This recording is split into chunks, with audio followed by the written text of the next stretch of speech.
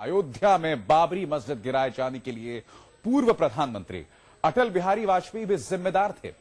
जी हां, यह दावा किया गया है बाबरी विध्वंस मामले पर गठित लिब्राहन कमीशन की रिपोर्ट में जो अखबार में छपी है उसमें। हालांकि आज तक को मिली एक्सक्लूसिव जानकारी में यह बात तय हो चुकी है कि इस रिपोर्ट में ना नरसिम्हा राव को क्लीन चिट दी गई है और ना ही इस रिपोर्ट में सीधे तौर पर अटल बिहारी वाजपेयी का जिक्र है। तो सवाल यह कि आखिर उनका नाम उछला तो क्यों उछला?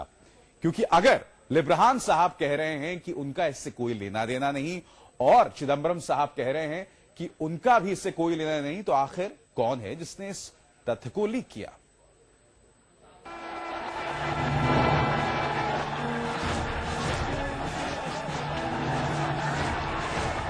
अयोध्या में बाबरी मस्जिद विध्वंस की बरसी से 14 दिन पहले एक बड़ा धमाका।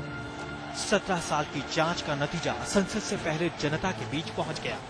पहली बार इस खुलासे में नाम आया पूर्व प्रधानमंत्री अटल बिहारी वाजपेयी का। लीक रिपोर्ट के मुताबिक अयोध्या में बाबरी मस्जिद गिराए जाने के लिए पूर्व प्रधानमंत्री अटल बिहारी वाजपेयी भी जिम्मेदार थे। 6 दिसंबर 1992 को अयोध्या में बाबरी मस्जिद ढांचे को गिराने के आरोपियों की फहरिस्त में LK आडवाणी, मुरली मनोहर जोशी और उमा भारती जैसे नेता भी शामिल थे ही। ये पहला मौका है जब वाजपेयी का नाम भी इसमें आया है। 17 साल की जांच और जांच कर रहे लिब्राहन आयोग का कार्यकाल 4 दर्जन बार बढ़ाने के बाद इसी साल जून में जस्टिस लिब्राहन ने रिपोर्ट प्रधानमंत्री को सौंपी थी। लेकिन संसद के सामने पेश होने से पहले रिपोर्ट मीडिया में लीक हो गई। एक अखबार ने लिब्राहन कमीशन की रिपोर्ट के कुछ हिस्से छापे हैं, जिसमें कहा गया है कि बाबरी मस्जिद को ढाए जाने के लिए बीजेपी नेता आडवाणी और मुरली मनोहर जोशी के साथ अटल बिहारी वाजपेयी जैसे स्यूडो मॉडरेट नेता भी शामिल थे। रिपोर्ट कहती है कि मस्जिद को एक सोची समझी साजिश के तहत ढाया गया और ये तीनों ही नेता इससे वाकिफ थे और इनकी बेगुनाही के कोई सबूत नहीं मिले।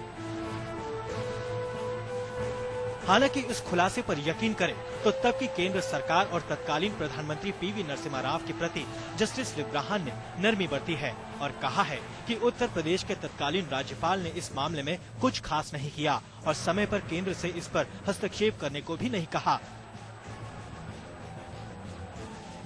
रिपोर्ट में सिर्फ वाजपेयी पर ही उंगली नहीं उठाई गई है, बल्कि कई मुस्लिम नेताओं को भी कटघरे में खड़ा किया गया है। लेकिन दूसरी तरफ सूत्रों से ये भी खबर मिली है कि लिब्राहन कमीशन की रिपोर्ट में वाजपेयी का नाम नहीं है और न ही नरसिम्हा राव सरकार को क्लीन चिट दी गई है। हालांकि रिपोर्ट छापने वाले अखबार का दावा है कि उसकी खबर पक्की है और उसने गृह मंत्रालय के हवाले से ये खबर छापी है।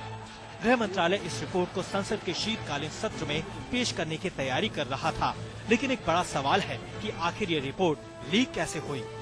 अटल बिहारी वाजपेयी न तो कभी राम मंदिर आंदोलन से सीधे जुड़े और यहाँ तक कि इस आंदोलन के शुरू होने के बाद उन्होंने कभी भी अयोध्या में कदम भी नहीं रखा।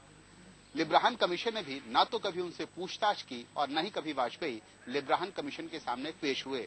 इसलिए इस रिपोर्ट के लीक होने से इस पूरे विवाद में एक नया मोड़ आ गया है। रीमा पराशर के साथ बालकृष्ण, दिल्ली आज तक।